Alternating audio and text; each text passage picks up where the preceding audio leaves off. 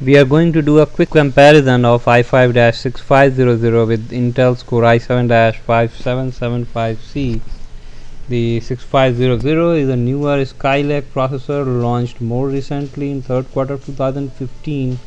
The i7-5775c is a second quarter 2015, a year old processor.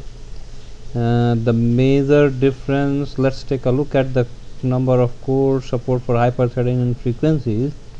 Both of them are quad-core desktop processors, but the Broadwell one supports the hyper-threading, and that by itself should give a 15 to 18% more performance.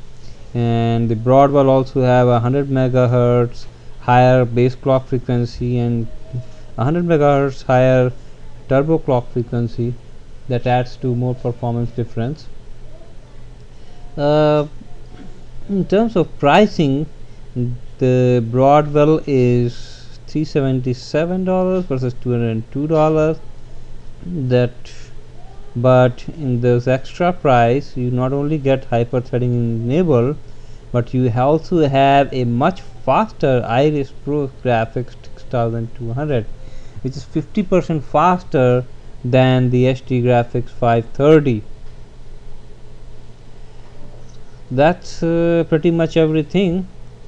Let's take a look at the benchmark score, and we have i7-5775c at 10,821, and the i5-6500 is 7,124, 30% slower. And it could partly be because, of course, it's a slower processor because it does not support hyper-threading, but one of the reasons that we show that much of difference in the pass mark score has to do with the graphics card as well. It looks like pass mark also takes into account the integrated graphics performance to arrive at its final CPU score.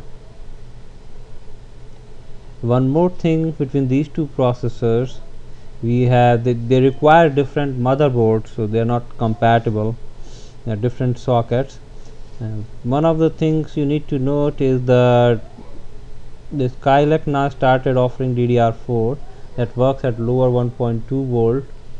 Broadwell 5775C works at DDR3L at 1.5 volt, and that takes more power. It's not something of much concern for a desktop. You will notice it more in ultra notebooks and so on and so forth.